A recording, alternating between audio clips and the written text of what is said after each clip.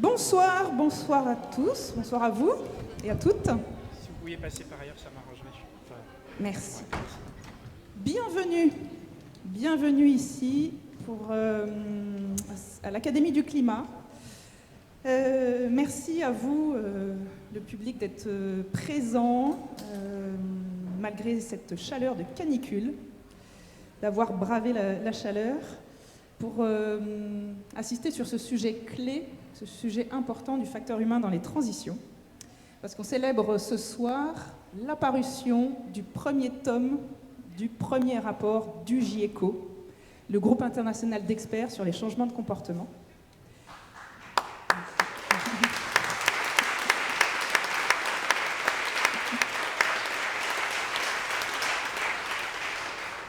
Super. Et pourquoi? On va voir en quoi ce rapport est important. On sait que le GIEC documente depuis des décennies l'urgence climatique, l'IPBES, les crises de la biodiversité. Et ça a permis d'alerter les décideurs, les dirigeants, les citoyens, le public. Mais force est de constater qu'en 2025, l'action n'est pas à la hauteur des enjeux. Et donc, connaître, savoir ne suffit pas. Alerter avec des chiffres ne suffit pas. Ça ne suffit pas à changer les comportements, les habitudes. Savoir ne suffit pas. Donc la question c'est pourquoi? Ça fait quand même 50 ans qu'on sait qu'on va dans le mur, depuis le Club de Rome, 1972, le rapport de Limit to Growth, halte à la croissance. Donc depuis 50 ans, on sait. Pourquoi on n'a pas réussi encore jusqu'à aujourd'hui à faire cette bascule, cette transition sociétale? Alors c'est évidemment multifactoriel, multicause, et donc en cela c'est un sujet qui est complexe, qui manque encore d'éclairage aujourd'hui sur notamment les sciences comportementales. Et c'est là où le GIECO apporte cette dimension complémentaire indispensable pour éclairer, pour mieux comprendre et intégrer, à la fois comprendre les freins et donc d'aller débloquer les leviers indispensable pour l'évolution des comportements qui soient à la fois individuels, collectifs et organisationnels. Ce premier rapport est transdisciplinaire, on va le voir. Il y a à la fois des sciences comportementales, sciences cognitives, de la sociologie, de la psychologie, des neurosciences, neurobiologie. Et on pense au GIECO que ce rapport peut marquer un tournant dans l'approche des défis environnementaux. On est persuadé que le facteur humain, c'est un élément clé de levier de changement qui est pourtant insuffisamment pris en compte aujourd'hui dans les politiques et plus généralement dans les stratégies de transition. Ces éclairages sont particulièrement précieux dans le contexte actuel. Je ne parle pas que de la canicule et des effets du dérèglement climatique, mais du contexte de backlash écologique, de recul réglementaire ces derniers temps, et sans parler du contexte politique. Donc, je voudrais vous présenter et remercier nos 4 intervenants, puisqu'on a une personne qui est en ligne en visio. Merci à vous d'être venus, d'avoir fait le déplacement depuis Grenoble, depuis Vichy et depuis Nantes. Je vais vous présenter nos intervenants. D'abord, on a le docteur Jacques Fradin, à ma droite, qui est fondateur du GIECO, fondateur de...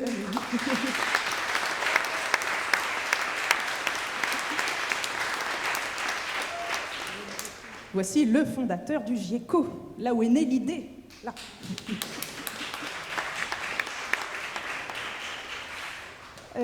Donc Jacques Fradin est également fondateur de l'Institut de médecine environnementale, ça remonte déjà à 1987, et également de l'ANC, l'approche neurocognitive et comportementale, et puis tu as écrit de nombreux ouvrages. On a à ta droite Stéphane Labranche, donc ton acolyte.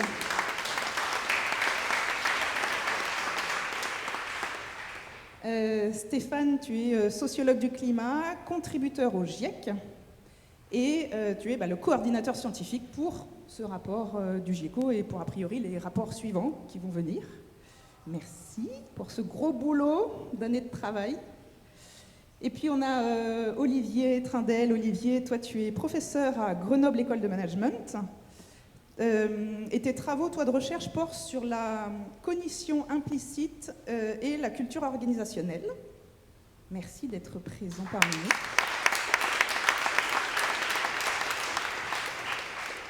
Et je voudrais aussi vous présenter Hélène, qui est en ligne et qui va se joindre à nous.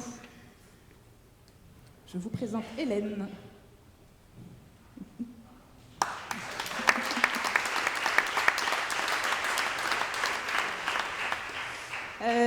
Hélène Jalin, toi tu es psychologue clinicienne et spécialiste de l'éco-anxiété, tu es chercheuse à l'université de Nantes.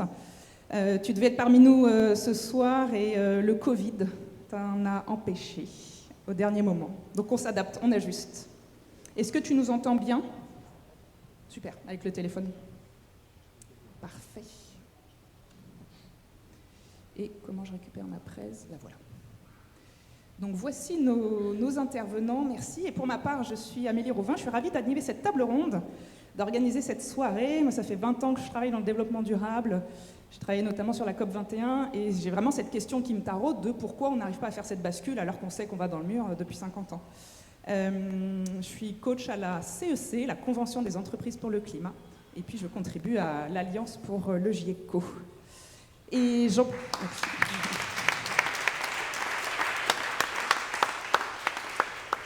j'en profite pour remercier dès maintenant nos bénévoles qui sont dans l'équipe de l'Alliance pour le GIECO, qui sont ici présents, qui aident, qui sont là dans la salle, que vous pourrez voir tout à l'heure.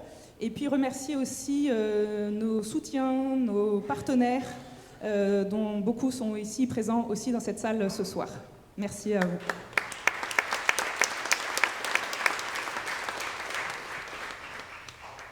Alors, avant de démarrer, puisqu'on est sur le sujet du facteur humain, on a souhaité commencer, une fois n'est pas coutume, par vous donner la parole à vous. Vous donner la parole, pourquoi? Parce que dans cette salle, vous êtes un public très varié. Il y a aussi bien du grand public que, je vais vous dire, on a des représentants de collectivités, de la ville de Paris, de la région Île-de-France, on a des mairies, un hôpital, on a des entreprises de secteurs très variés comme le BTP, la banque, assurance, de l'industrie, de la distribution, des services en environnement, des fondations, des cabinets de consultants spécialisés en RSE, de formation, d'hôtellerie, de la presse, des universitaires, de grandes écoles, des organisations et des réseaux publics engagés, des associations, de la recherche, des réseaux de dirigeants. Et donc, l'idée, c'est aussi pour vous que cette soirée, vous puissiez aussi échanger entre vous, peut-être vous rencontrer, créer des liens. Donc on aura un moment après la table ronde de Pau au fond de la salle, vous pourrez vous rafraîchir en cette chaleur, cette canicule. Et donc voilà, l'idée c'est aussi que vous soyez acteurs, que vous participiez. Donc je vais commencer par vous donner la parole. Comment? On va faire un petit exercice, si c'est OK pour vous. L'invitation, ça va être, je vais vous poser une question et vous allez répondre en échange avec votre voisin. Donc vous allez vous mettre par deux, hein, vous mettez à côté de le voisin à côté de vous. Pour ceux qui sont seuls, vous pouvez vous mettre par trois. Normalement, vous êtes un nombre pair par rangée. Je vais vous laisser vous organiser. Pour certains, ça peut être pas évident d'engager la conversation avec quelqu'un qui ne connaît pas. Ça peut être une sortie de zone de confiance. Donc il n'y a pas d'obligation. Normalement, ça va partir dans un gros brouhaha, mais je vais quand même vous donner la consigne avant. Est-ce que vous êtes tous en binôme ou en trinôme? On est bon? Oui. Super. Et vous pouvez jouer aussi si vous voulez. Est-ce que vous voulez la question? La consigne que je vous donne, vous allez avoir 1 minute pour partager à votre voisin ou voisine la réponse à cette question. Et je vais vous donner le top départ. Et puis après, au bout d'1 minute, je sonnerai le gong pour que l'autre personne puisse parler. Ça veut dire qu'on est dans l'écoute et pas forcément dans un dialogue de ping-pong. On est juste dans l'écoute de ce que la personne en face exprime. C'est une manière de se rencontrer. La question pour vous, vous vous en doutez, elle est sur le facteur humain, hein, c'est que voyez-vous dans votre vie qui fait ou qui a pu faire obstacle à un changement de comportement, à un changement d'habitude, à quelque chose que vous aimeriez mettre en place mais sur lequel vous avez des difficultés. Alors après, on verra les leviers, hein. Mais là, on va commencer par les freins, les obstacles. Et l'idée, c'est que vous partagiez quelque chose de votre expérience, soit personnelle, soit professionnelle, que vous parliez en votre jeu. Voilà, quelque chose qui vous tient à cœur, que vous avez voulu changer ou que vous aimeriez changer, et vous vous heurtez. Et donc peut-être de dire, pour vous, qu'est-ce que vous identifiez comme blocage ou comme frein? Est-ce que c'est bon pour vous? Super. Alors, je vous laisse décider qui démarre des deux personnes ou du trinôme. Et on va partir pour 1 minute.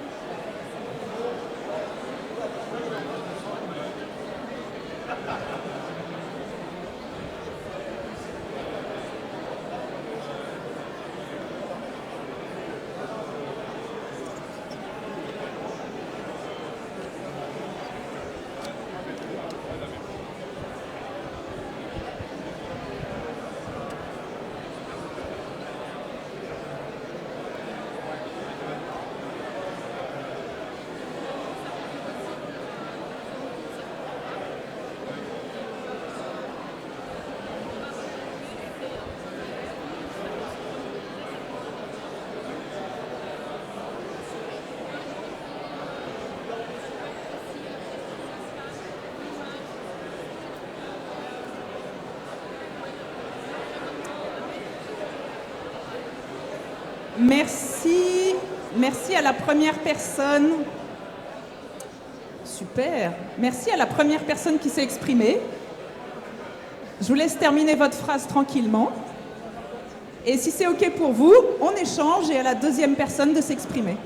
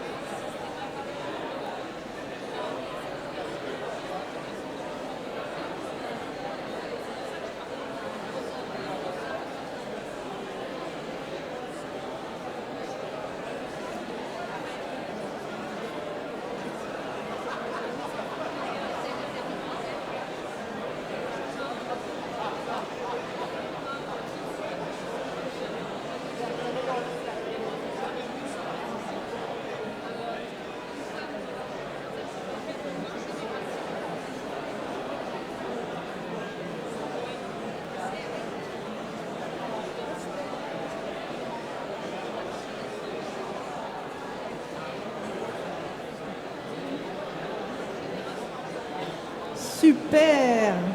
Merci, merci.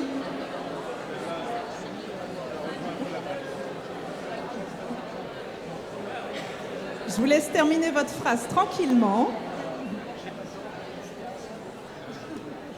Et on va retrouver le silence petit à petit. Merci à vous. Super, c'est génial de voir votre enthousiasme. Et alors, pour poursuivre cette expérimentation, maintenant qu'on a goûté au brouhaha, on vous propose un petit exercice que Jacques appelle le mélomane. C'est ça. L'exercice du mélomane, donc là on vient de goûter ce brouhaha. L'idée c'est de vous proposer quelques instants de centrage afin que vous soyez pleinement présents ici et maintenant pour écouter les interventions passionnantes qu'on va entendre juste après dans cette table ronde.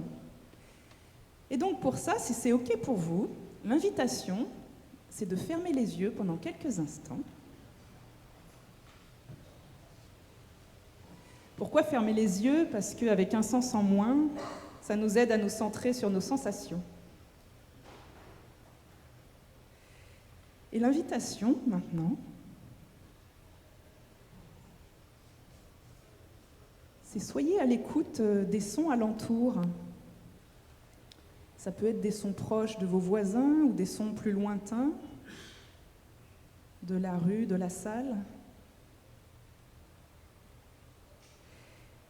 Et accueillez ces sons, à la fois tous en même temps,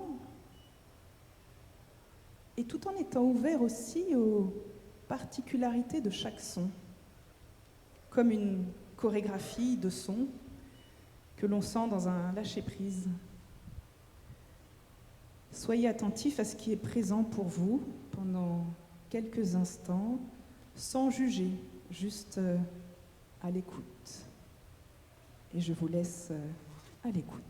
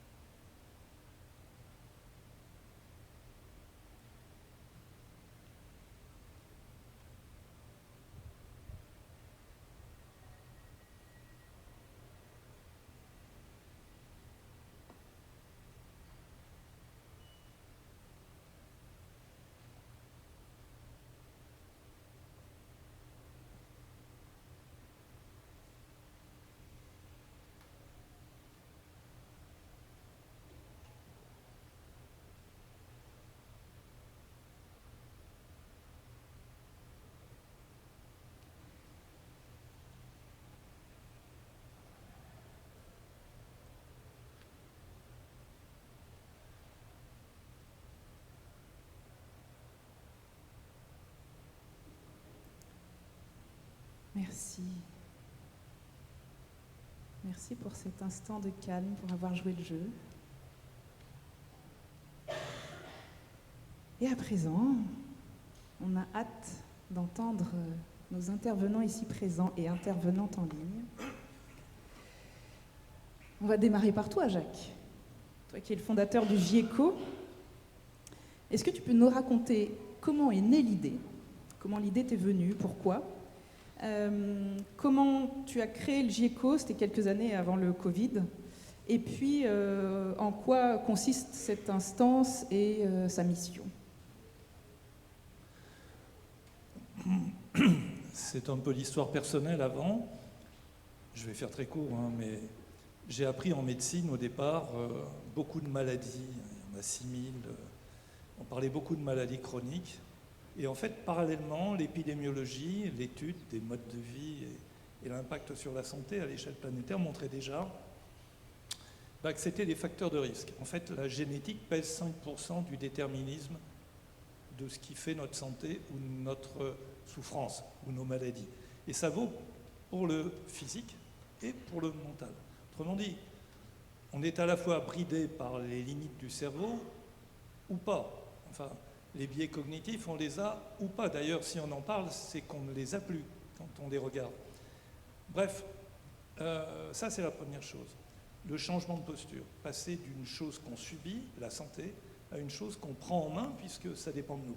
Enfin, de nous au sens collectif, s'entend, mais aussi individuel. Deuxième chose, donc je suis passé de la médecine, si je peux dire, curative à la médecine préventive, médecine environnementale, mode de vie et santé. Effectivement, j'ai cherché à voir comment on pouvait empouvoirer les médecins, diraient les anglo-saxons, pour commencer, puisque c'était, si je peux dire, mon premier objectif. Le deuxième objectif, c'est au fur et à mesure que j'ai pratiqué, disons, ces démarches comportementales qui ont progressivement remplacé mon exercice médical, et y compris avec des organisations, je me suis rendu compte qu'il y avait un niveau qui n'était pas pris en compte dans mes connaissances, qui était comment une collectivité, comment un collectif change. Et ce n'est pas seulement le changement des individus. Là où ça m'a, si je peux dire, explosé aux yeux, c'est quand j'accompagnais par exemple des comités de direction ou autres sur des facteurs comportementaux, les discussions qu'on avait à la pause individuelle n'étaient pas du tout les mêmes que celles qu'on avait en collectif. Je crois qu'il y a un sociologue qui a parlé du paradoxe, mince, le nom m'échappe tout de suite. Voilà, bon, ça m'importe, peu importe, je l'avais sur le bout de la langue, il m'échappe. Et donc, ce paradoxe dit qu'on est bridé par des processus non dits, implicites, en collectif, et qu'on a en quelque sorte des comportements collectifs qui ne ressemblent pas à l'évolution individuelle.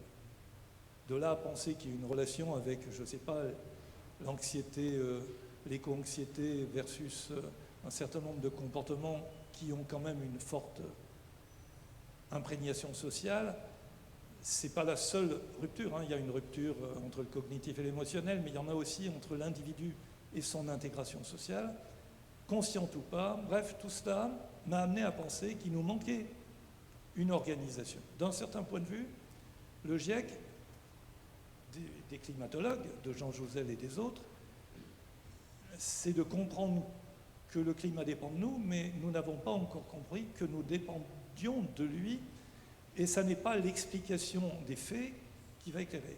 Dans le domaine de la santé, ce n'est pas parce qu'on prescrit un changement de mode de vie à quelqu'un qui souffre d'une pathologie qu'il change. Et le cran au-dessus, c'était de se dire, mais les individus déjà ont du mal à changer, on l'a vu tout seul, tout de suite, dans le petit exercice qui vous a été proposé, mais les organisations, c'est encore bien plus complexe. Donc, je repense à une phrase de Jean Jouzel que j'avais écoutée de lui dans une interview. À propos du climat, il y avait une journaliste qui lui demandait, mais au fond, le GIEC n'a rien apporté aux sciences du climat. C'était déjà tout publié, vous ne faites que un état de l'art, en fait. Et avec l'humour que je lui connais un peu maintenant, il a répondu d'abord oui, c'est vrai, vous avez raison, sous-entendu, ben oui. Et puis un petit silence et en disant oui et non. On peut dire l'exact contraire.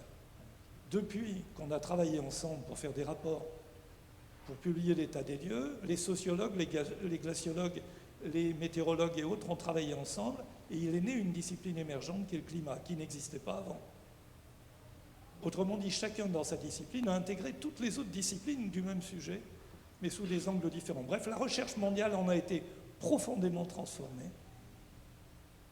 Et je me suis dit à un moment donné, mais on a le même problème dans la tour de Babel des comportements, où on parle tous, chacun dans sa discipline, et il nous manque un GIEC ou une OMS, Organisation mondiale de la santé. Mais si je termine, l'Organisation mondiale de la santé s'occupe de la santé des individus et des populations d'individus, pas des organisations. Ce n'est pas la société, ce n'est pas la santé des sociétés, c'est la santé des humains qui se débrouillent pour faire société. Donc voilà, un GIECO, c'est parler de la santé des sociétés pour pouvoir assumer des transitions. Alors on s'entend, il y a celle du climat dont on parle beaucoup, mais on fait des transitions partout. Nous sommes tellement individuellement créatifs que nous mettons un grand désordre dans ce que nous avions connu. Il va falloir beaucoup d'intelligence et d'agilité collective, et c'est une autre science que celle des mutations individuelles. C'est-à-dire non seulement tout seul on n'arrive pas à muter, mais même quand on mute, Est-ce qu'on mute ensemble? C'est un autre domaine, c'est le GIECO. Donc là, Jacques, j'entends que pour toi, il y a la dimension sociétale qui était précieuse. Et donc, comment tu es arrivé à créer le GIECO en soi? Un appel au secours. Comment ça s'est fait? Un appel au secours? Un appel au secours. Sous la forme d'un manifeste? On a fait un manifeste qu'on a proposé à des scientifiques avec lesquels on travaillait, dont des gens remarquables, que je ne citerai pas, vous les aurez dans la liste. On a proposé ça à des scientifiques de toutes les disciplines qu'on a pu trouver sur la planète, qui touchaient au comportement, soit fondamental, soit appliqué. Et on a levé, si je peux dire, un enthousiasme surprenant dans un domaine où, jusque-là, je ne dirais pas que la transdisciplinarité n'existait pas, l'interdisciplinarité existe un peu, mais quand il s'est agi de dire qu'on avait un rôle sociétal à jouer, pas seulement un rôle scientifique, il y a vraiment eu une mobilisation. Et donc, en l'espace d'un an, entre le manifeste, les premières réunions à Paris invitées par le Programme des Nations Unies pour l'environnement, et où on a décidé de créer une société savante, transdisciplinaire, avec des projets qui nous dépassaient tous. Voilà. Et donc ce manifeste, tu as lancé l'idée d'un manifeste en 2019, et tu as eu t'as eu 1200 signatures d'experts, de scientifiques dans le monde. D'experts ou de scientifiques qui, pour plusieurs centaines en tous les cas, se sont engagés dans une démarche active pour réfléchir à la façon de construire une organisation, de faire partie des comités et ensuite de participer à la rédaction. Alors évidemment, entre le moment où on le dit et le moment où on le fait, il y a parfois du temps. Il y aura plusieurs tomes, ça a été un peu évoqué, le tome 1, le 2, le 3, je laisserai Stéphane en parler. Mais la finalité, effectivement, c'est de dire qu'on va d'abord partager la connaissance acquise, on va les croiser et on va faire émerger des connaissances méta, si je peux dire, comme il existe la médecine pour les disciplines médicales. Et la médecine est une métadiscipline de longue date, comme la chimie, comme la biologie. Il nous manquait une métadiscipline du facteur humain qui clairement aujourd'hui est à créer. Et alors je vais te poser des questions parce que beaucoup de personnes se disent GIEC, GIECO, est-ce qu'il y a un lien?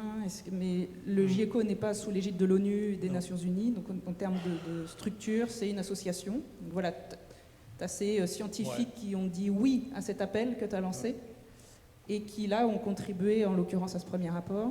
L'urgence a fait qu'attendre 15 ans l'ONU nous a paru décourageant.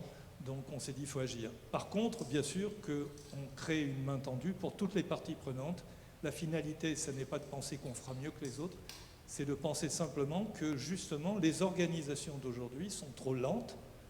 Et c'est justement l'objet du GIECO. Donc on va réfléchir pourquoi c'est si lent, pourquoi c'est si décalé, alors même qu'on le sait plus ou moins tous, enfin largement.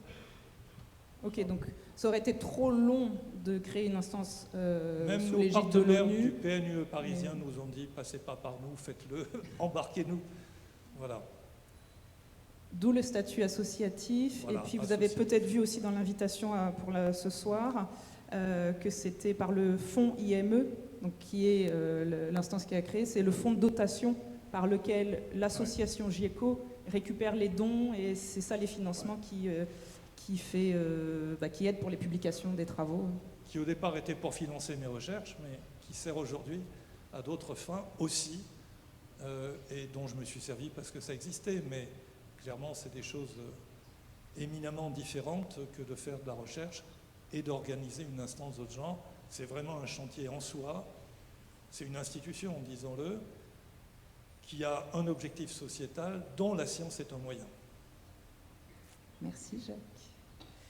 Et alors, tu as parlé d'état de l'art, et effectivement, Stéphane, ce premier rapport du GIECO, donc toi tu es le coordinateur scientifique pour ce premier tome et pour les tomes à venir, et donc c'est une revue littéraire en sens que c'est différent d'une étude et de recherche. Là, c'est un état de l'art sur les sciences comportementales, c'est transdisciplinaire.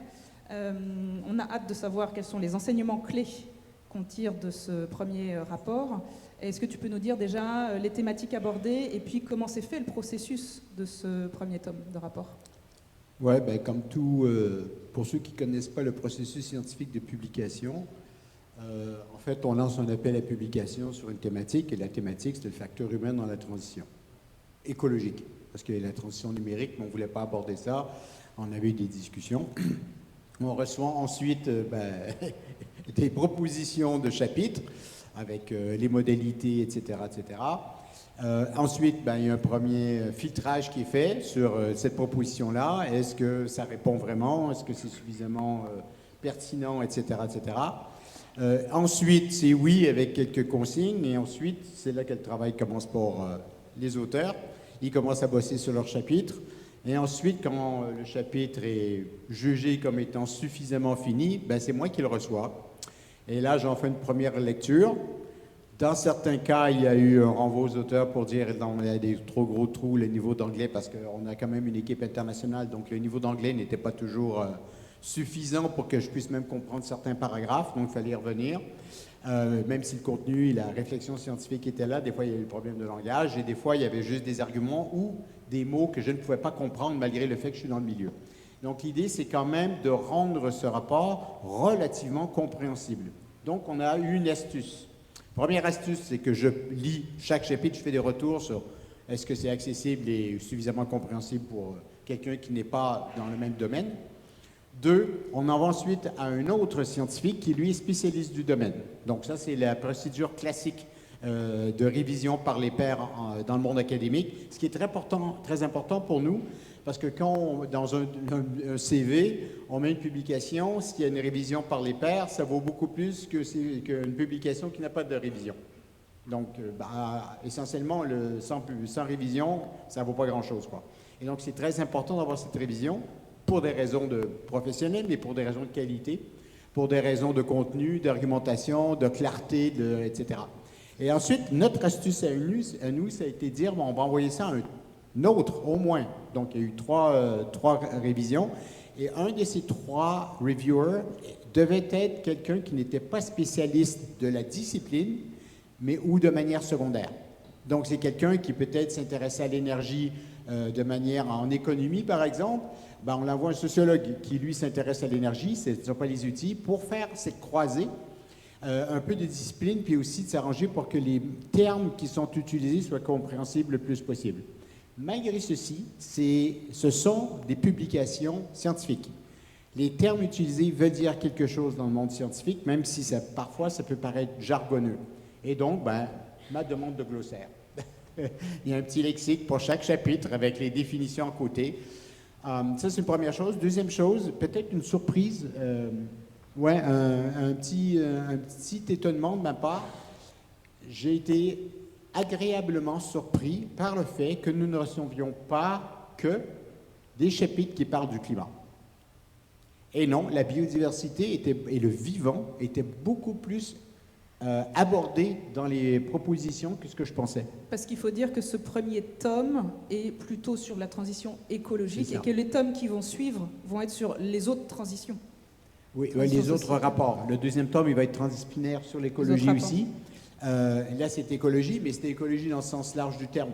Mais vu l'état des publications mondiales que je connais assez bien sur les questions de climat qui sont largement dominantes en matière de transition écologique, et notamment lorsqu'on parle des sciences sociales et des sciences comportementales sur la question de la biodiversité, il n'y a pas grand-chose.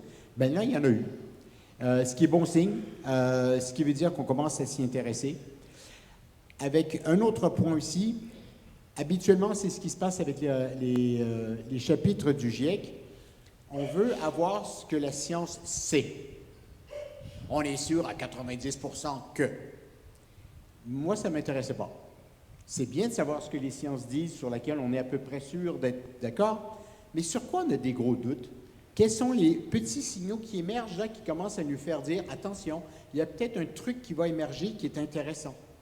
Là, il y a 2 disciplines qui sont en train de se parler, et ça amène à ce résultat-là qui semble nouveau et prometteur. Le dire aussi, parce que ce sont des pistes de recherche et potentiellement des choses qui vont devenir super intéressantes dans 5 ans, dans 10 ans, non seulement en termes de compréhension, mais aussi en termes opérationnels. Et c'est le 3e élément, je trouve qu'on a fait un peu original. On peut faire une revue de littérature sur ce qu'on comprend dans les sciences, mais On peut faire une revue de littérature qui intègre aussi qu'est-ce qui nous semble, qu'est-ce que la revue de littérature dit, qu'est-ce que les chapitres, les publications dans le monde disent sur qu'est-ce qui fonctionne et qu'est-ce qui ne fonctionne pas dans la réalité pour amener à faire des transitions, pour encourager les gens à le faire. Est-ce qu'un bon coup de pied là où je pense, ça marche mieux qu'une petite récompense? Oui, pour quel acteur et pour quel secteur, pour quel comportement? Devenir végétarien n'a rien à voir avec abandonner sa voiture. On en discutait juste avant d'ailleurs.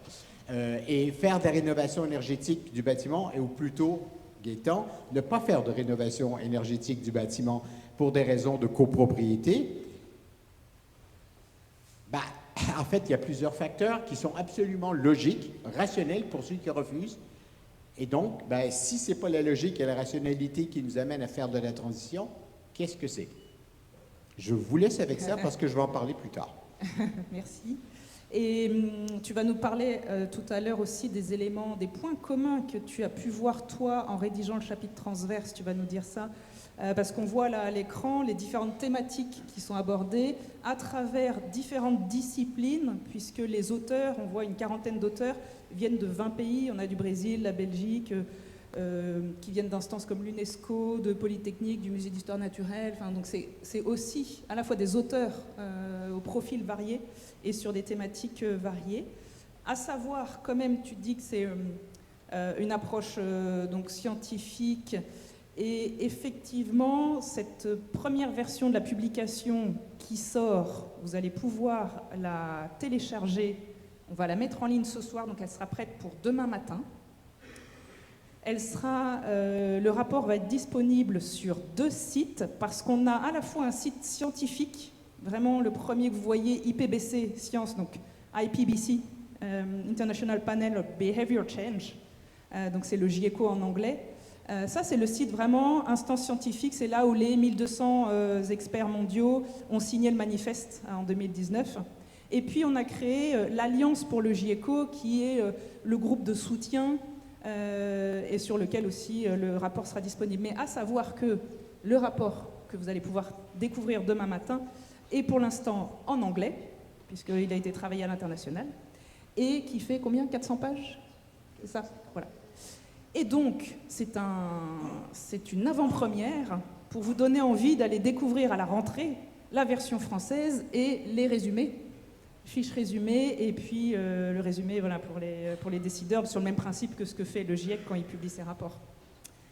Merci pour ces premiers éléments. Et puis je propose maintenant qu'on donne la parole aux auteurs qu'on a ici présents. Alors peut-être on va passer à Hélène qui est en ligne. Donc on a Hélène et Olivier qui sont nos auteurs. Merci. Ici présents pour cette soirée. Hélène, est-ce que tu nous entends bien ?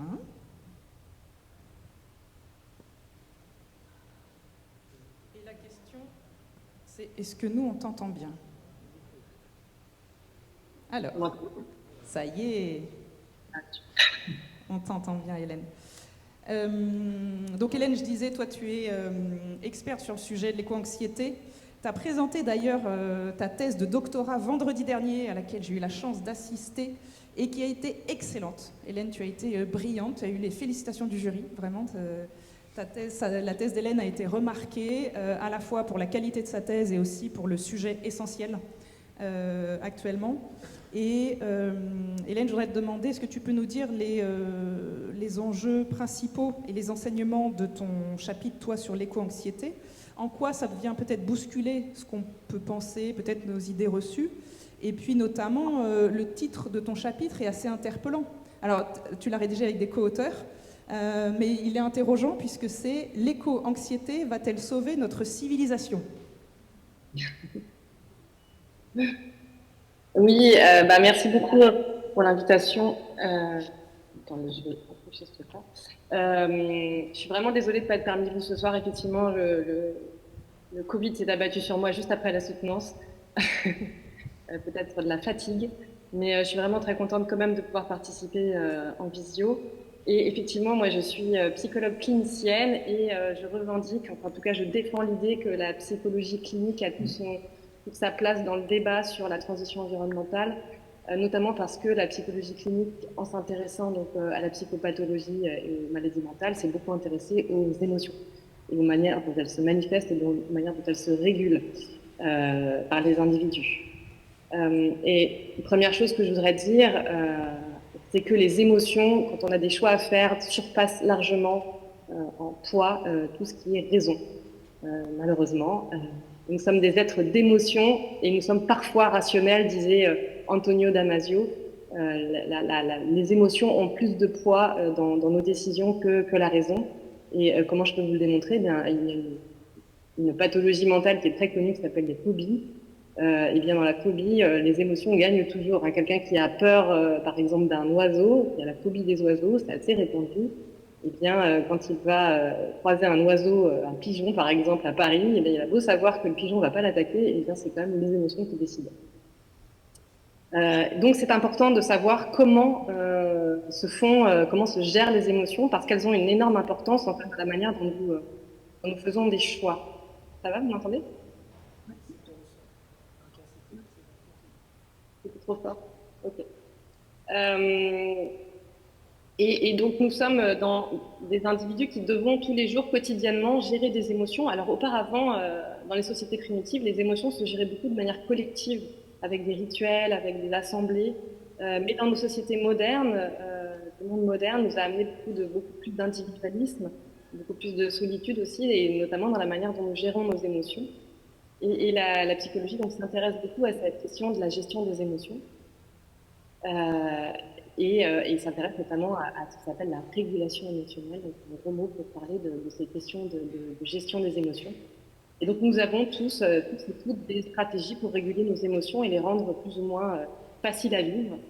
Par exemple, un étudiant qui va se confronter à un examen, eh bien, il va adopter différents types de stratégies selon la manière dont il fonctionne. Par exemple, il peut se mettre à bûcher son examen pour être prêt le jour J. Ça, c'est une stratégie qui va s'intéresser au problème. Mais il peut aussi eh bien, procrastiner, remettre au lendemain. Il peut aussi aller se balader et avec ses amis. Il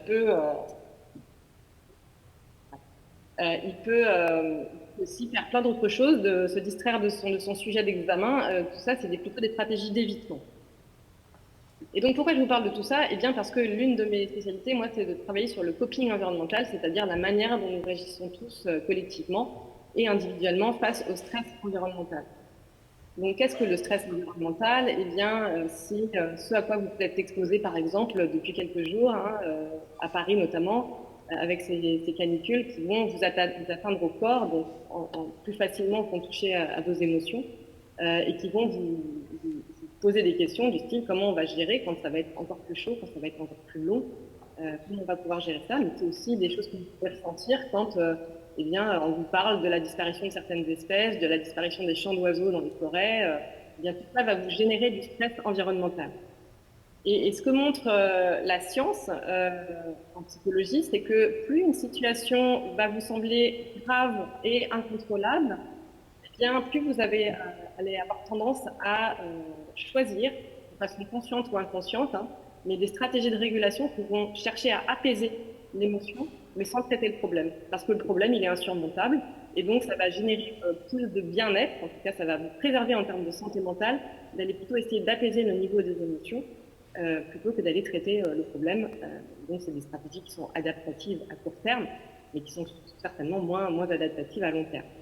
Et donc, l'une des stratégies qui est la plus utilisée dans un cadre de quelque chose d'incontrôlable et de grave, c'est le déni. Et donc, le déni, c'est une stratégie qui est extrêmement efficace pour gérer des émotions, parce qu'elle consiste évidemment à nier complètement la réalité du problème. Et ça peut être extrêmement efficace et adapté. Et par exemple, en psychologie, l'une des stratégies de déni la plus courante, enfin la plus connue, c'est le déni de notre propre mort. Parce que le fait de ne pas penser tous les jours qu'un jour ça va se terminer nous permet de vivre et de profiter de la vie. Donc c'est une stratégie qui est extrêmement adaptée face à l'existence de mais face au changement climatique, eh bien, le déni va aussi apparaître parce que la situation va nous apparaître également insurmontable, elle est systémique, elle est globalisée, on est tous un peu responsables, et quoi qu'on fasse à notre niveau, de toute façon, on ne va pas pouvoir changer, solutionner le problème. Et donc la stratégie de déni va être extrêmement efficace et adaptée en termes de santé mentale. Je ne dis pas, entendons-nous, je ne dis pas qu'elle va être adaptée pour résoudre la situation, mais elle va être adaptée en termes de santé mentale. Donc le déni, c'est une des possibilités. Ça concerne à peu près, on va dire, un gros tiers de notre population, hein, selon les pays. Il existe d'autres stratégies qui sont également utilisées et que j'ai étudiées aussi, hein, des stratégies, par exemple, de minimisation du problème, des stratégies de mise à distance du problème. Donc, par exemple, ça va concerner nos petits-enfants, ça va concerner plutôt les pays du Sud, où on va être préservé.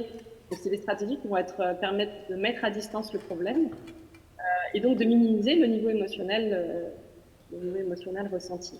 Il y a une autre stratégie qui est assez courante aussi, qui est une forme de réévaluation positive. Donc, c'est une stratégie qui est relativement efficace, adaptée de façon générale, mais ici qui conduit à une forme d'inertie, c'est-à-dire le fait de penser que, par exemple, la science va nous sauver, hein, le technosolutionnisme, qui est aussi une stratégie qui est très utilisée. Et pourquoi elle est très utilisée, ce technosolutionnisme? Parce que, d'une part, elle baisse le niveau de nos émotions, mais d'autre part, elle nous dit que nous n'avons pas besoin de changer, que la science va se charger de résoudre le problème. Et pourquoi c'est utile cette stratégie, du coup? C'est qu'elle nous permet d'apaiser une deuxième peur, qui est la peur du changement. Alors le changement, c'est quelque chose dont nous avons, nous, très peur, les humains. Nous sommes assez conservateurs dans la façon dont on fonctionne. Nous avons besoin de rester dans nos zones de sécurité. Et finalement, rares sont les aventuriers, hein, parmi les humains. Et pourquoi nous tenons à notre zone de sécurité, à notre statu quo? Parce qu'il touche à notre identité. Et ça, c'est les sociologues aussi qui vont beaucoup travailler sur ces questions-là, et les psychologues de l'environnement aussi. Notre identité, c'est ce qui nous définit, c'est ce qui définit notre existence. Et notre identité, elle se cache dans tous ces petits comportements du quotidien. Je peux me définir comme quelqu'un qui a de la valeur parce que je peux parler de mes voyages à l'étranger, à la machine à café le matin avec mes collègues, mais parce que si je peux aller m'acheter des petits vêtements dans les centres commerciaux le samedi, que je peux conduire une grosse voiture et que ça me renforce dans mon estime, ou encore que je peux aller manger un gigot chez Amini le dimanche. Tout ça, tous ces petits comportements-là, ne sont pas si anodins que ça parce qu'ils font partie de notre identité. Et changer ça, notre identité qui est donc très attachée à cette société de consommation, hein, on a du mal à s'en défaire de ça. Et changer notre identité, c'est très compliqué, hein, sur le plan, en psychologie, on appelle ça un remaniement identitaire, et le plus gros remaniement identitaire qu'on ait à traverser dans le courant de notre vie, c'est l'adolescence, qui nous fait passer de l'état d'enfant à l'état d'adulte et qui ne se fait pas sans mal. J'ai créé beaucoup de difficultés, hein.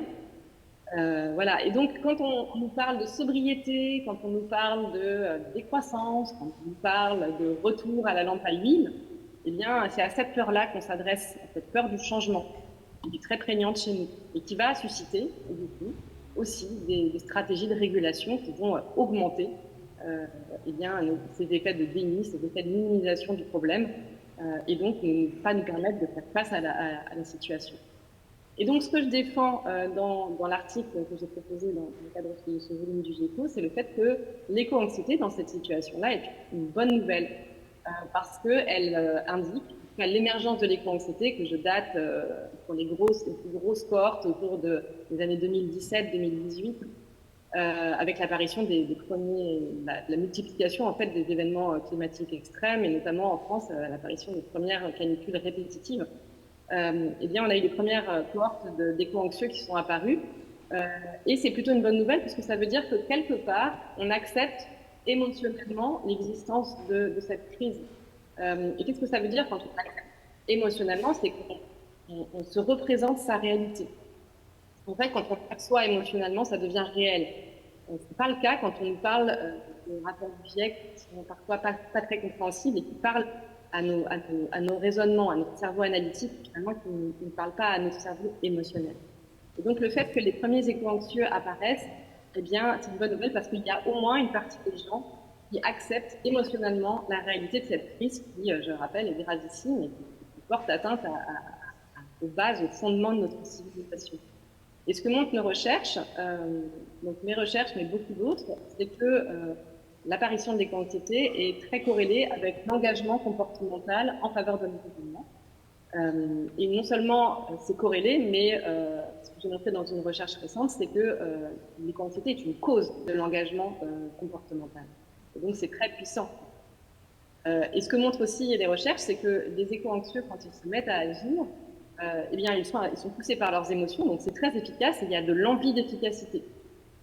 Ils ne cherchent pas à adopter des comportements un peu symboliques, comme le font beaucoup de nos concitoyens, qui vont permettre d'apaiser leur niveau de culpabilité peut-être et de se donner bonne conscience. Non, ils cherchent l'efficacité et donc ils vont s'engager plutôt dans des comportements de groupe, hein, des comportements militants, des comportements collectifs, pour essayer de faire changer les choses de façon beaucoup plus générale. Donc, oui, je prétends que les personnes éco-anxieuses sont des personnes qui ont, plutôt que d'être psychologiquement plus faibles que les autres, elles sont au contraire plus courageuses que les autres parce qu'elles acceptent d'intégrer cette réalité environnementale et d'en faire quelque chose. Merci Hélène.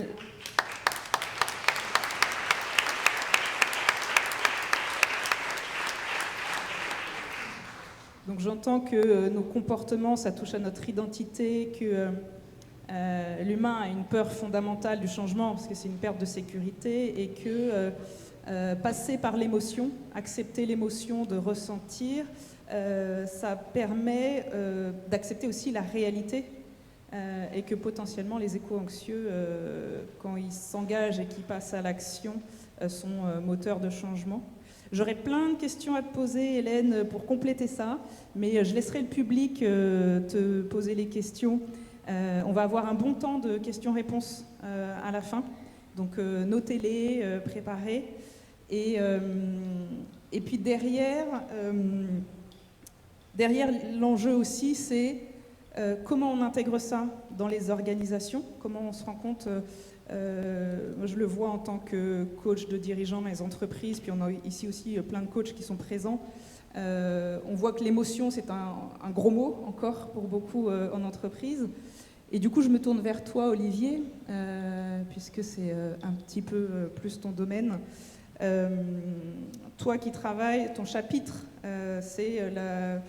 est dédié à la culture pro-environnementale des entreprises et le rôle des croyances et des attitudes implicites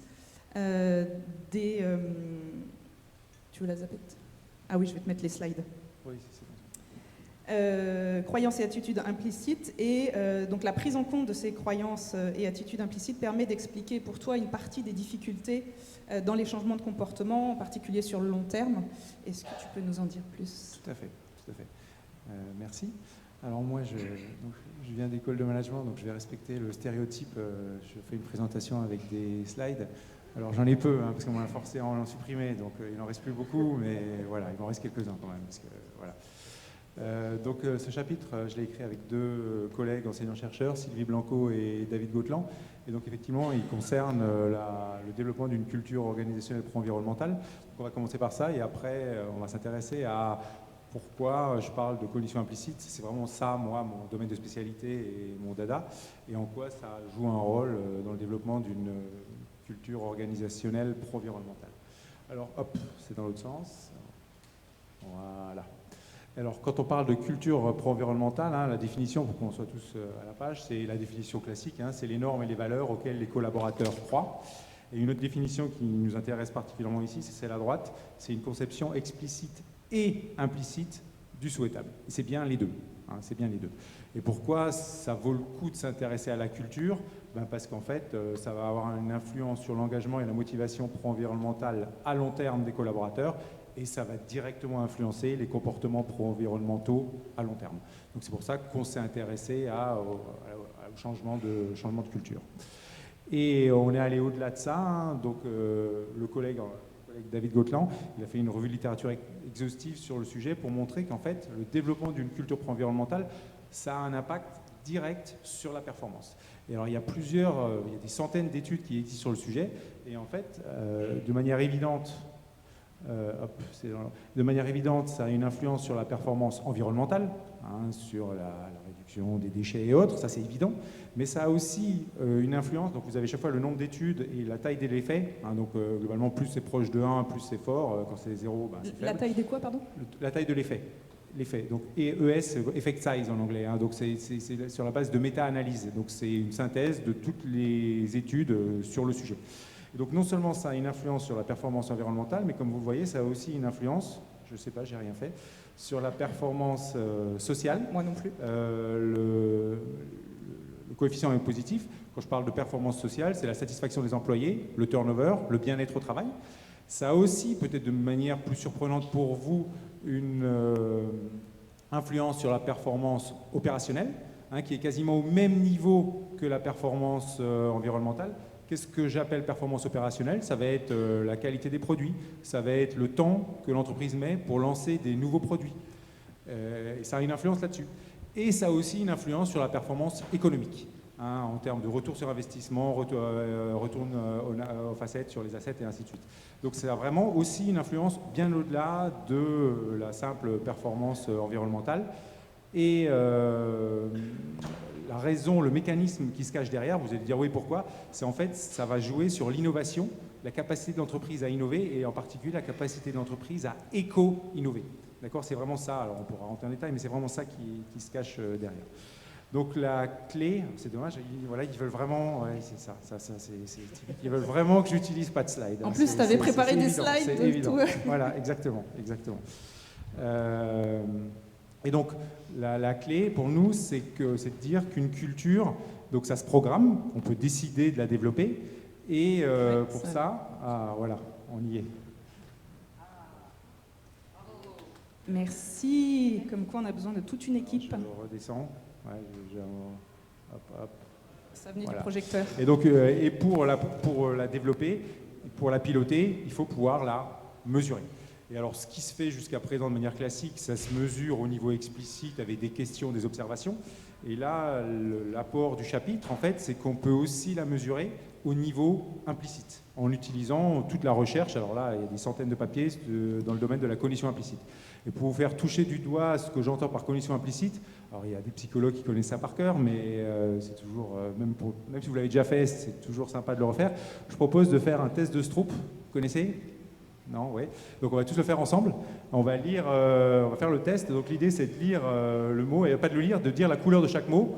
Donc le premier on dit vert, rouge, ainsi de suite. On fait ça en ligne. Et l'idée c'est de le faire assez rapidement quand même. Vous êtes prêts? 3, 2, 1. Vert, rouge, bleu. Oula, allez, plus vite. Il y en a qui lisent, hein. Ouais.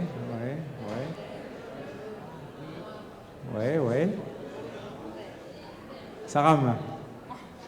Facile? Pourtant, un enfant en maternelle, première année, super facile. On a les cerveaux qui se Parce croisent. que, et c'est pas lire, bah ouais. Nous, la lecture, c'est devenu quelque chose d'automatique. Et donc, quand on parle de cognition implicite, on parle d'automatisme. D'accord? Et là, en fait, on est obligé de corriger la réponse automatique qu'on ne peut pas contrôler, qui est là, et par la réponse réfléchie. Donc ça, c'est un des tests que vous pouvez faire. Il n'y en a pas beaucoup, en fait, où vous pouvez vraiment ressentir physiquement ce conflit entre le mode de pensée automatique et le mode de pensée réfléchi. Voilà. Et donc, la cognition implicite, c'est basé sur les travaux, en particulier de Daniel Kahneman, mais voilà, qui compare deux systèmes, le système 1 et le système 2, ou les pensées de type 1, pensées de type 2. Et donc, système 1, c'est tout ce qui est automatique, que j'appelle du coup implicite, mais implicite, ça veut dire automatique. Et quand on parle d'automatique, ça peut être non conscient, mais ce n'est pas obligatoire que ce soit non conscient. Là, pour l'exercice qu'on vient de faire, vous saviez tous ce que vous deviez faire, ce n'était pas du tout non conscient, mais ça peut l'être, d'accord? Et à l'inverse, le système 2, il est contrôlé et il est toujours conscient pour le coup, là, c'est pas possible. Alors pourquoi on va s'intéresser au système 1, qui ne demande pas d'effort? En fait, une des caractéristiques, c'est qu'il traite l'information très rapidement, et par contre, il y a énormément d'études, et c'est ça qu'on va parler un peu plus tard, qui montrent que ça prend du temps pour changer les pensées au niveau du système 1. On y arrive, mais tout ne marche pas. Parfois, il y a des stratégies qu'on utilise qui marchent très très bien pour le système 2 réfléchi, mais qui ne changent pas du tout le système 1. Et donc, il faut utiliser les bonnes stratégies. D'accord ? Et donc, le système 2, pour le coup, lui, il demande plus d'efforts, mais par contre, il peut changer très très rapidement. Si je vous donne de bons arguments sur pourquoi changer votre opinion sur un sujet, vous allez très rapidement changer votre opinion. Mais ce n'est pas pour ça que vous allez changer votre... Alors, ce n'est pas vraiment une opinion, mais au niveau du système 1. Ce n'est pas pour ça que vous allez changer vos associations dans le cerveau au niveau du système 1. Voilà. Alors, pourquoi on s'intéresse à ça? Parce qu'en fait, les deux systèmes influencent nos comportements. Et il y a certains types de comportements qui sont plus influencés par le système 1 que le système 2, et inversement. Et alors aussi, pour vous faire toucher ça du doigt, on va refaire un petit exo, c'est pour ça que je voulais mes slides aussi, c'est que je vous propose de mémoriser ce nombre. Je vous donne quelques secondes pour essayer de le garder en mémoire, et après, pendant que vous l'aurez en mémoire, je vous poserai une question. Alors, pour être honnête, je ne suis pas sûr que ça marche, parce que la température, elle ne va pas dans le bon sens, enfin, par rapport au résultat que j'attends, mais on verra. Vous essayez de le mémoriser, vous le gardez en tête, et je vais vous poser une question, et puis vous levez la main, ceux qui pensent que voilà, c'est bon. Et donc là, imaginez que vous avez ces deux desserts en face de vous, lequel mangerez-vous? Ceux qui prendraient le fondant au chocolat, levez la main s'il vous plaît. Ouais. Ok, redonnez-moi le nombre. Gardez la main levée, redonnez-moi tout le monde donne le nombre. Ouais, ok. Alors effectivement, les résultats ne sont pas super probants, mais normalement, quand on fait ça en... Il y a plein de papiers là-dessus, hein. La majorité ont tendance à choisir quoi, à votre avis? Le fondant, pourquoi? Parce que pourquoi on a plus tendance à choisir le fondant quand l'esprit est occupé, quand on mémorise un nombre ici? Parce que... Ouais. Et pour ceux qui, comme moi, choisissent les deux. La raison... Pardon? Pour ceux qui, comme moi, choisissent les deux. Ah ouais, on peut choisir les deux, ouais. Parce qu'en fait, si vous détestez le chocolat, vous n'allez jamais choisir le chocolat. Mais la plupart des gens, spontanément, ils aiment le chocolat. Et la raison pour laquelle vous allez choisir la salade de fruits, ça va être « Ah, c'est meilleur pour ma ligne, j'ai déjà mangé beaucoup de calories à midi, et ainsi de suite. » Mais ça, c'est qui vous le dit? C'est le système 2, c'est le système réfléchi. Et là, le système réfléchi, il est en train d'être occupé à faire quoi? À garder le chiffre. Et du coup, il ne peut plus vous le dire. Et du coup, c'est le système 1 qui vous guide. D'accord? Et donc ça, voilà. Donc ça, c'est ce qu'on appelle un choix sous charge cognitive. On a tous entendu parler de charge mentale, c'est un peu lié à ça, hein. Quand votre cerveau est occupé avec pas mal de choses, c'est le système 1 qui va guider vos choix, vos comportements. Et donc, il y a des choix qui sont plus influencés par ce système 1. Là, j'ai parlé de charge cognitive, mais ça peut être sous stress, ça peut être quand vous êtes fatigué, ça peut être quand vous n'avez pas le temps de réfléchir. Ça, c'est des situations où le système 1 va plus vous influencer que le système 2. Donc, c'est pour ça que c'est important de s'intéresser à ces types de pensées, parce qu'elles influencent énormément de choix, et même tous les choix, je dirais, sont au moins un peu influencés par ça. Et donc, au final, ce système 1, ça va indiquer ce qu'on aime faire spontanément, et si on revient au cadre de l'entreprise, dans une entreprise, si ce qui me vient à l'esprit spontanément, c'est en accord avec ce qu'on me demande, avec les valeurs de l'entreprise, ça va être plus facile pour moi d'exercer mon métier, alors que si ce n'est pas le cas, je pourrais tout à fait faire très bien mon métier, ça va demander juste plus d'efforts, parce que je devrais exercer mon métier le plus souvent en système 2. D'accord? Et une chose importante que je veux souligner avant d'illustrer sur comment on peut l'utiliser, c'est que vous pouvez tout à fait ne pas être en accord avec ce qui est stocké au niveau du système 1. C'est tout à fait possible d'être en désaccord, d'être honnêtement en désaccord avec ce que vous avez stocké au niveau du système 1, parce que ça vient d'où ces associations? En fait, ça vient de l'environnement dans lequel vous avez grandi, de la culture dans laquelle vous avez grandi, de votre éducation, vos expériences en entreprise. Tout ça, le cerveau l'a pris et a stocké ces informations, et vous pouvez être en désaccord avec ça, mais malgré ça, ça va influencer vos comportements, parfois malgré vous. D'accord? Et donc, quand on parle de culture, il faut mesurer les valeurs et les normes des collaborateurs aux deux niveaux. Et donc, pour illustrer ce qu'on peut faire avec ce type de mesure, ça c'est donc pour mesurer l'orientation pro-environnementale. Donc, quand on la mesure, on peut la mesurer à la fois au niveau du système 1 et du système 2. Donc, système 1 spontané, en axe horizontal, vertical, système 2, donc réfléchi. Et donc là, ce qu'on a mesuré, c'est dans quelle mesure la préservation de l'environnement est un objectif aussi positif que d'autres objectifs importants pour l'entreprise. Donc là, l'idée, c'était pas dans l'absolu, c'était où est-ce que je place la préservation de l'environnement par rapport à tous les autres objectifs qui sont importants. Et donc là, l'idée, c'est de pas... Enfin, on ne s'attendait pas à ce que les collaborateurs y mettent plus l'accent sur l'environnement que sur le reste. Mais c'est au moins, est-ce qu'il est loin derrière ou est-ce qu'il est à peu près au même niveau. Et donc, on voit qu'en fait, il y a des réponses qui sont cohérentes aux deux niveaux, à la fois en implicite et en explicite, soit dans le négatif, c'est-à-dire j'attache moins d'importance à l'environnement, soit plus d'importance à l'environnement. Et ça, ces profils-là, ce qu'on appelle les cohérents, là, ça va pouvoir être des ambassadeurs dans votre entreprise, parce qu'à la fois en explicite et en implicite, ils vont vouloir vraiment favoriser, mettre en avant la préservation de l'environnement.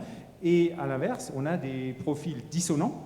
On a le profil dissonant le plus classique qui est en haut à gauche, ou qui dit quoi? Qui dit, eh ben, verbalement, je dis ouais, l'environnement c'est important, mais en fait, quand je mesure spontanément, eh ben, en fait, c'est pas le cas. Ça peut être expliqué de manière classique par la désirabilité sociale. Hein. Je dis ce qu'on a envie que j'entende, voilà, d'entendre, mais c'est pas vraiment ce que je pense au fond de moi. Et par contre, les dissonants, et ça c'est un profil qu'on retrouve assez souvent dans pas mal de, même chez nos étudiants en fait, c'est en implicite, ils mettent l'environnement en avant, c'est quelque chose qui valorise plus que le reste, alors qu'en explicite, ils ne le disent pas, ils se l'interdisent. Et ça peut venir, alors il y a plein de facteurs, mais ça peut venir, on l'a vu même chez nos étudiants, parce qu'ils pensent que c'est pas ce qu'on attend d'eux dans la vraie vie. D'accord? Et ça c'est assez triste, mais on a vu ça sur quasiment un tiers de nos étudiants en dernière année. Voilà. Et donc juste pour finir là-dessus, pour mesurer l'explicite, c'est des questions. Et par contre, pour mesurer l'implicite, c'est pas des questions. C'est des tâches sur ordinateur où on demande aux gens de classer des mots et des images. Et en fonction de la vitesse à laquelle ils vont classer ces images et ces mots, on va en déduire en fait la positivité ou pas des associations qui sont stockées dans le cerveau. Voilà. Et je suis déjà à 15 minutes, donc je propose de... en fait, comme Hélène est en visio, c'est pas très pratique, je te propose de continuer sur...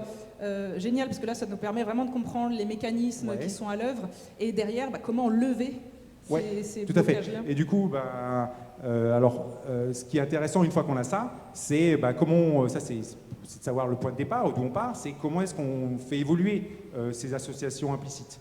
Et donc là, il y a énormément de recherches. Quand je dis énormément de recherches, c'est des centaines et des centaines de papiers en psychologie sociale et en psychologie cognitive. Hein. Alors là, c'est tout domaine confondu. Hein. Ce n'est pas spécifiquement lié à la culture pro-environnementale. Hein. C'est en particulier dans le domaine des préjugés et des stéréotypes, mais c'est au-delà de ça. Et donc, en fait, il y a un papier de synthèse en 2003. Alors, je ne sais pas si vous arrivez à lire, mais peu importe. En rouge, c'est quoi? Au milieu, c'est ce qui ne marche pas. Alors, globalement, les portes d'entrée du tableau, c'est est-ce que le niveau d'analyse en vertical, c'est individuel ou collectif? Et en haut, c'est les sources de changement. Et à gauche, c'est est-ce que c'est expérimental, c'est-à-dire c'est le chercheur qui a manipulé quelque chose, qui a fait quelque chose aux individus ou aux groupes pour qu'ils changent. Et à droite, c'est plutôt est-ce que ça change en termes d'autogénèse, donc c'est plutôt au cours de l'âge.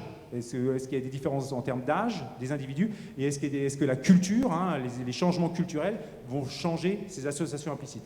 Alors, ce dont on s'aperçoit, c'est qu'en fait, les changements à court terme, on sait faire.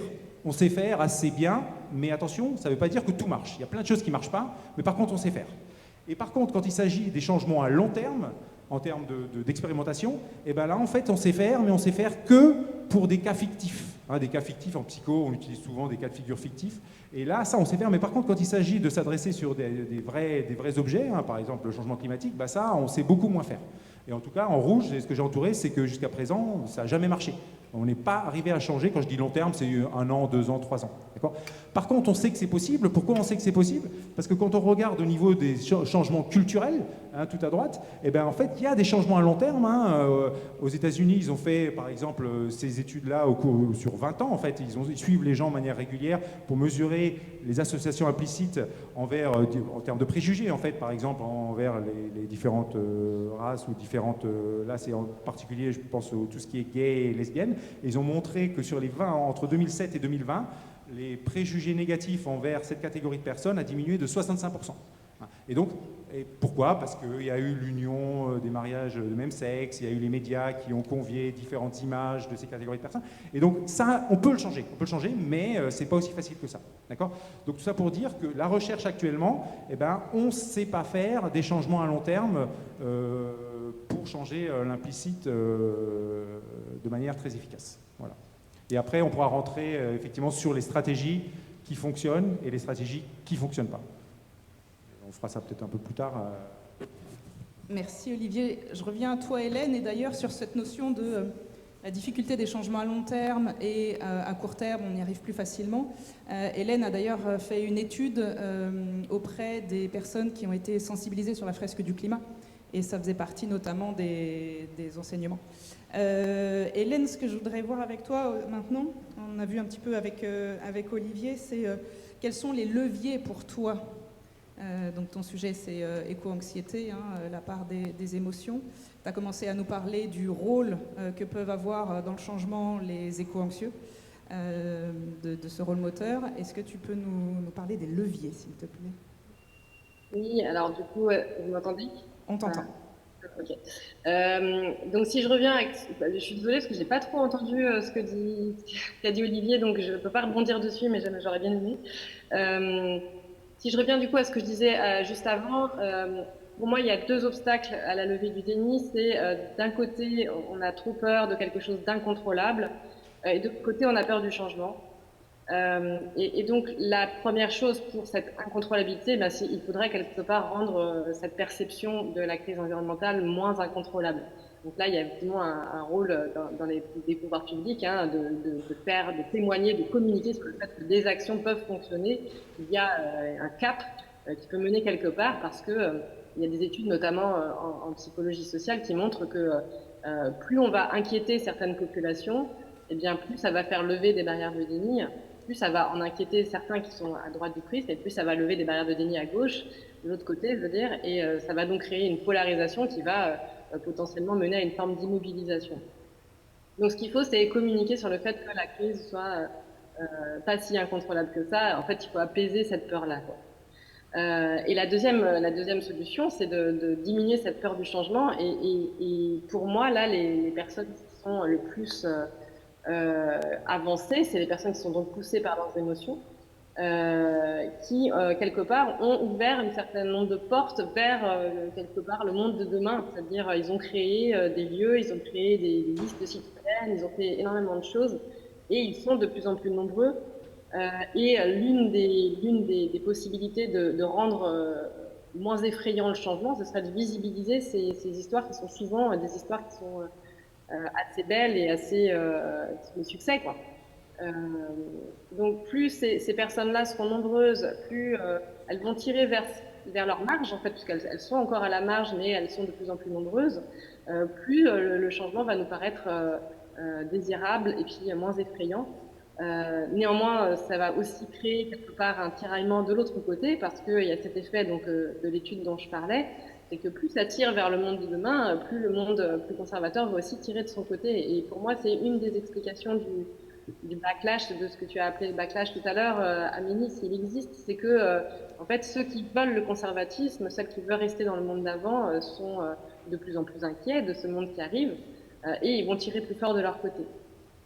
Donc, l'un des intérêts aussi, c'est d'identifier dans les entreprises, dans les collectivités, dans les associations, ces personnes qui sont, alors je dis éco-anxieuses, on n'est pas obligé tous de passer par la souffrance pour aller être poussés vers le changement. Certains agissent directement au stress, face au stress en agissant. Mais ce que je dis moi souvent aux dirigeants d'entreprises et de ces collectivités, c'est qu'il faut miser sur ces personnes-là, parce qu'elles ont vraiment ça dans les tripes, quoi. Elles veulent s'engager, elles veulent agir, et elles y consacrent énormément d'énergie. Donc une des solutions aussi, c'est d'aller les repérer et d'aller les mettre en action. En plus, ça donnera du sens à leur action et ça leur donnera beaucoup plus de motivation pour rester dans l'entreprise. C'est un sujet aussi. Merci Hélène. Donc, j'entends effectivement la notion de reprendre le contrôle pour agir. Jacques parlait d'empouvoirer. Et de rendre visibles davantage les initiatives qui existent déjà, qui ne sont pas forcément, qu'on ne voit pas assez. Merci Hélène, je vais te reprendre en appel pour que tu aies le son de tous les speakers. Je me retourne vers toi Stéphane, parce que là Hélène nous parle d'émotions. Je suis curieuse, je voudrais savoir, est-ce que tu as ressenti des émotions en lisant tous ces chapitres des auteurs que tu as pu recevoir ? Tu parlais de surprise, puisque tu étais étonné qu'il n'y ait pas uniquement que le climat, mais que c'était vraiment plus vaste sur les sujets écologiques. Et puis, toi qui as travaillé sur un chapitre transverse, donc à tous ces chapitres-là du rapport, qu'est-ce que tu vois comme point commun et enseignement clé ? Peut-être commencer par le fait que ça fait 20 ans que je bosse là-dessus. Ça fait 20 ans que j'essaie de convaincre que les sciences des comportements, que la subjectivité, la symbolique, la signification que l'on donne à nos gestes, etc., sont probablement plus importants que la donnée scientifique. Et j'ai reçu une espèce de sentiment de grande satisfaction de savoir que non seulement, bien entendu, j'étais convaincu de ne pas être le seul à le penser et à le trouver, mais c'est que différentes disciplines avec qui je n'avais pas nécessairement travaillé arrivaient à la même conclusion. Donc ça, une grande satisfaction dans un premier temps. Et je vais vous dire pourquoi. Parce que même encore aujourd'hui, d'essayer de faire valoir les sciences des comportements dans la transition auprès des instances, auprès des scientifiques, sciences naturelles, auprès des pouvoirs publics, c'est pas toujours facile. Et là, c'est un petit peu mon pied de nez et mon espèce de cheval de bataille là, depuis quelques années pour dire, je suis désolé, mais on fait fausse route en parlant de transition écologique, parce que ce qu'il faut, derrière tout ça, la cause, c'est nos activités humaines, et que les conséquences de ce que l'on fait sur la nature vont nous retomber sur nous, pour être poli. Et donc, autrement dit, l'humain est toujours là. Alors, pourquoi est-ce qu'on n'a pas plus d'humain dans tout ça, en termes d'analyse, en termes de compréhension, etc.? Pourquoi on reste toujours avec de la donnée scientifique? Je suis désolé, mais de savoir qu'on a 550 parts par million de molécules de CO2 dans l'atmosphère, je suis désolé, mais c'est pas ça qui va me faire changer mon petit déjeuner le matin, moi. C'est pas ça qui va m'arrêter de faire du barbecue l'été. C'est autre chose. Ben, quoi autre chose? Et donc, ça, c'est une des grandes satisfactions. Et en fait, je trouve qu'il y a un parallèle, ça aussi. Hein, je vous dis ça, c'est un peu cognitif, mais il y avait de l'ordre de l'émotionnel là-dedans aussi. C'est que quand on regarde comment les sciences du climat ont bossé au début, l'océanographie, glaciologie, physique, chimie de l'atmosphère, ils ne se parlaient pas. Ils faisaient leurs conférences entre eux.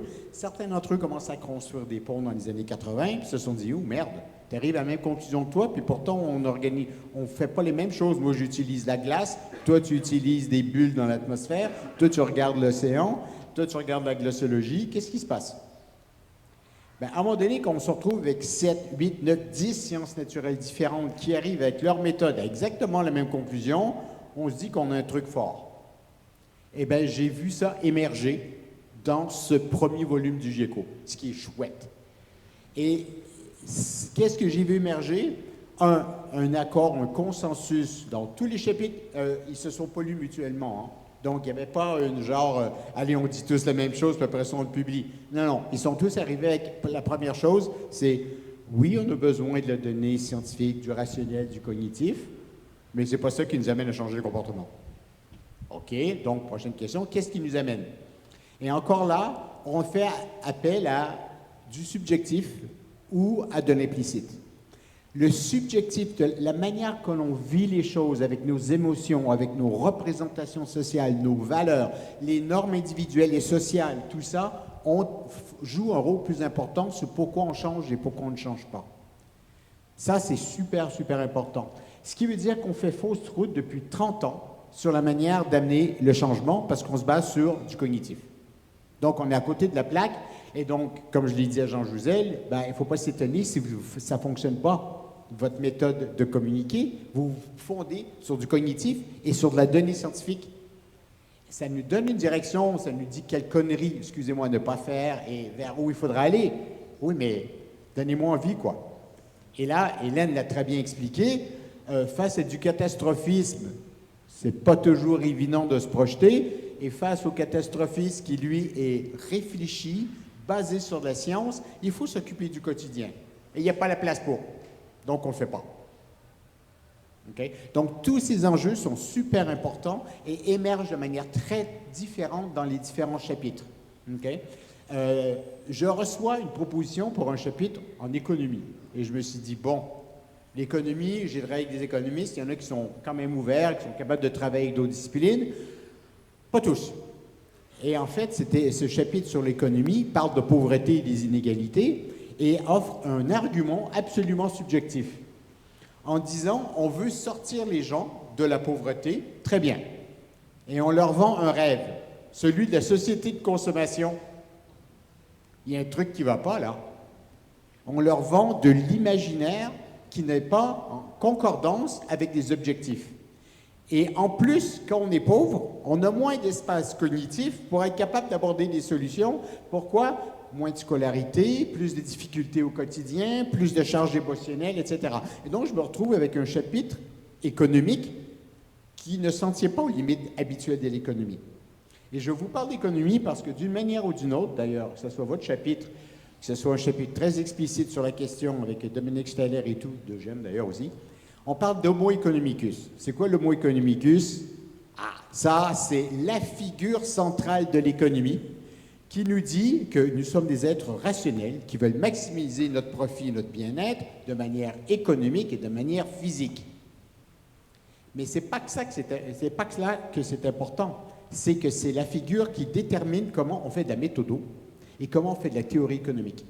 Autrement dit, cette figure non seulement analyse seulement une petite partie de rien du tout de nos moteurs de fonctionnement, mais en plus est capable d'imposer une sorte de figure à laquelle nous sommes tous censés répondre et à laquelle nous sommes censés ressembler.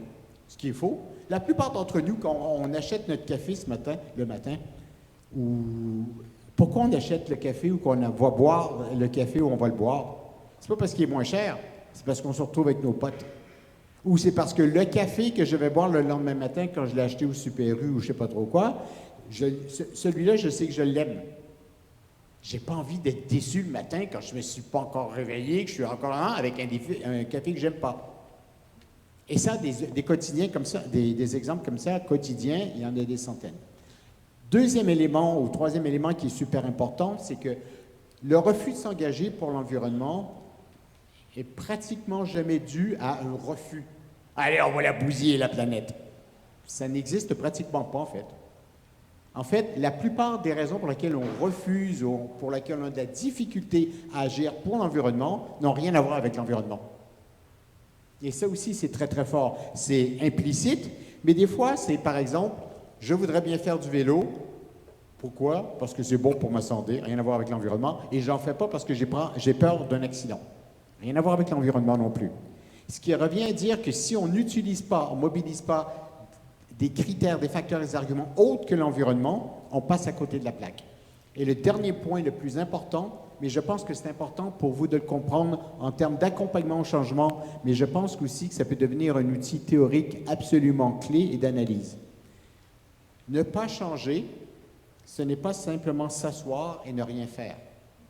Ne pas changer est soumis à des forces hyper puissantes et dynamiques qui nous bougent ou pas, avec des remous, des contre-courants, avec des amenés à droite ou à gauche, mais en fait, c'est très puissant.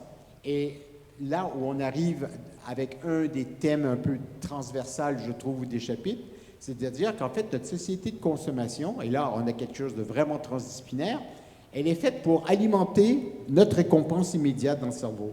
Et là, le cerveau est tout content.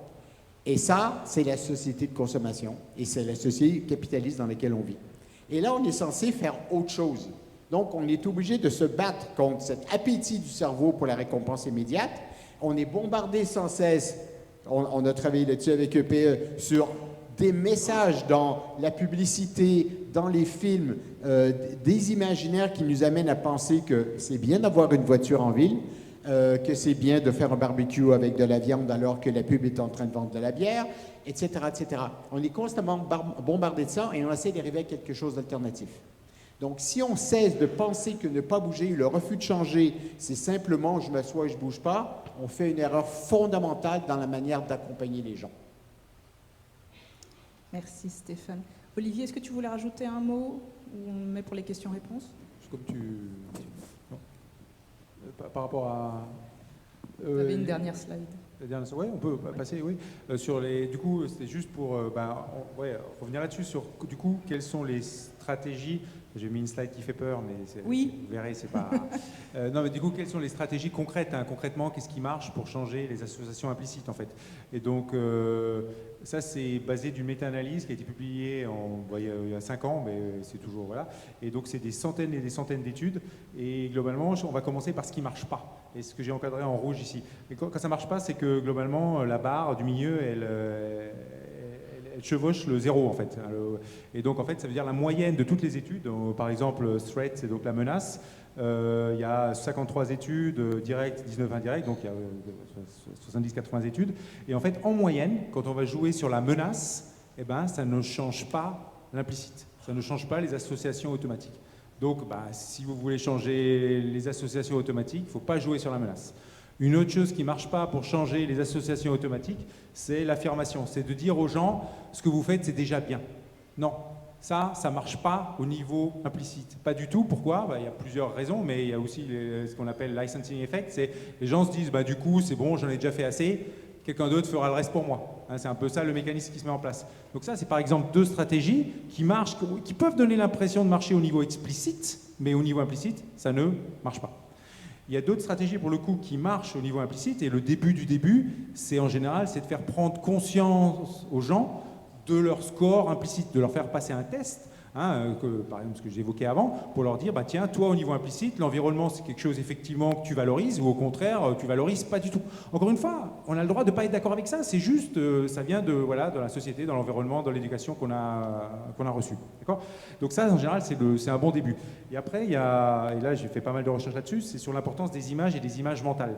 Et en fait, ce qu'on a montré, et d'autres chercheurs aussi, c'est qu'en fait, vous pouvez avoir 2 communications équivalentes en termes d'impact persuasif au niveau explicite, exactement identiques, il n'y a pas de différence. Mais il y en a une qui va créer des images mentales et l'autre pas. Dans les 2 cas, c'est du texte, mais il y en a une qui va créer des images mentales, l'autre pas. Et bien en fait, si on regarde ce qui se passe au niveau implicite, alors qu'au niveau explicite, il n'y a pas de différence. Et bien au niveau implicite, il n'y a que celle qui crée des images mentales qui change. L'autre, elle ne change rien. D'accord ? Donc, par exemple, le fait de créer des images mentales, alors, si on parle dans le domaine de la transition climatique, ça peut être des images mentales positives de comportement durable et au contraire des images mentales négatives de comportement non durable. Dans le domaine des transports, par exemple, pas avoir en tête des images mentales positives du voyage en avion. Par exemple, remplacer ça par que des images négatives et au contraire avoir développé des images mentales positives de tous du train ou autre. D'accord ? Et donc ça marche. Ça marche très très bien au niveau implicite. Et voilà. Et après, il y a le rôle des normes. Les normes aussi, c'est quelque chose, les normes sociales, l'exemple des autres, ça c'est quelque chose qui marche aussi, qui a un impact fort sur l'implicite. Voilà. Et pour finir, j'aimerais juste dire, parfois, on n'a pas le choix, l'implicite n'est pas top, et du coup, dans ce cas-là, ce qu'il faut essayer de faire, c'est de ne pas l'utiliser, et donc de rester dans le contrôle. Et donc pour ça, il y a des méthodes de mindfulness ou autres qui font qu'on va essayer de rester dans le contrôle et dans l'utilisation du système 2 plutôt que du système 1. Ça, parfois, c'est aussi mieux, c'est mieux de faire ça. Voilà. Merci Olivier. Jacques, est-ce que tout ce que tu entends là et tout ce qu'il y a dans ce premier tome de rapport, est-ce que ça répond à ce que tu avais en tête quand tu as imaginé la création du GIECO il y a quelques années? Oui, tout à fait. J'ai envie de citer Albert Einstein, un problème insoluble est un problème mal posé. Et donc, c'est vrai que sur le facteur humain, nous sommes vraiment des cordonniers mal chaussés. J'ai 3 exemples à partager très brièvement et qui sont particulièrement parlants pour moi de par mon expérience. Le premier, c'est le comportement alimentaire. Médecin, je dirige un DU sur le sujet à Dijon. En fait, on a voulu paradoxalement contrôler le comportement alimentaire et ça a créé ce qu'on appelle des effets yo-yo. Bon. Et on s'en sort par le fait de retrouver la sensation. Ça paraît absurde puisqu'on dirait on revient en arrière. Ben non, on ne revient pas en arrière. Ça peut même s'appeler la gastronomie. Mais c'est pour dire que le contrôle peut très bien dérégler des vieux mécanismes de régulation, et notamment sur la prise alimentaire. Donc, c'est un exemple qui est très contre-intuitif. Un autre exemple très contre-intuitif, c'est le REX, le retour d'expérience que vous connaissez peut-être dans le domaine de la sécurité aérienne, industrielle et autres, ou médicale, etc. Eh bien, on a découvert par le management que parler du bêtisier, toutes les bêtises que les gens faisaient par rapport au fait qu'ils ne respectaient pas les règles et les consignes, ça ne marche pas. C'était dit.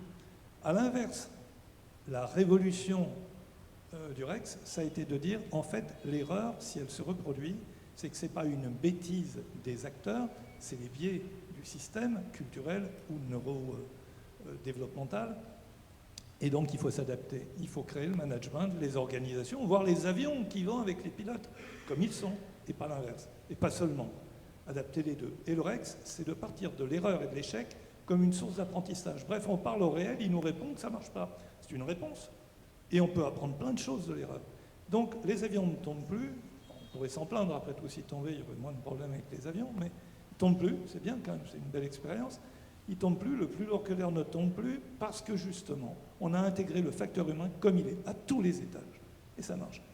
Et puis, dernier exemple, les cours d'empathie des écoles scandinaves. C'est pas en partageant les projets, les succès, la force, la compétition, que ça débloque le plus de choses. C'est en partageant ses doutes, ses faiblesses, son intimité, et qu'elle est valorisée en tant que telle, et que ce sont ceux qui ne jouent pas le jeu, qui en reparlent à l'extérieur, qui ne respectent pas le secret de confidentialité. Les pauvres, ils ont craqué. On inverse les rôles. Bref, autrement dit, un problème insoluble est d'abord mal posé. C'est pas qu'on ne peut pas changer, mais pas comme ça, pas n'importe comment, pas en désordre. Il y a une science à développer dans ce domaine-là. Alors oui, cette science n'est pas cognitive. Elle intègre le facteur humain comme il est. Vous voyez comment il faut faire travailler tous ensemble.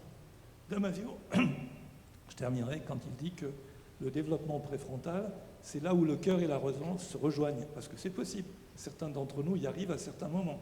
C'est tout à fait possible, mais c'est une culture. Voilà. Merci pour cette note d'espoir, Jacques. Merci.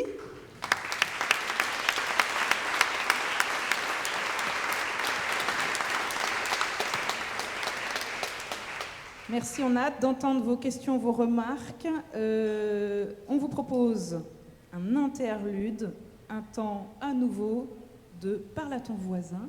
Mais cette fois-ci, on va se prendre juste 1 minute. Et la question pour vous, c'est qu'est-ce qui vous a le plus marqué? C'est quoi la pépite que vous retenez là, que vous avez envie de tout de suite à chaud de partager à votre voisin? Ou qu'est-ce que vous avez ressenti? Et c'est OK pour vous? On part pour 1 minute avant les questions-réponses. C'est parti. Et pendant ce temps, on va se faire circuler les micros.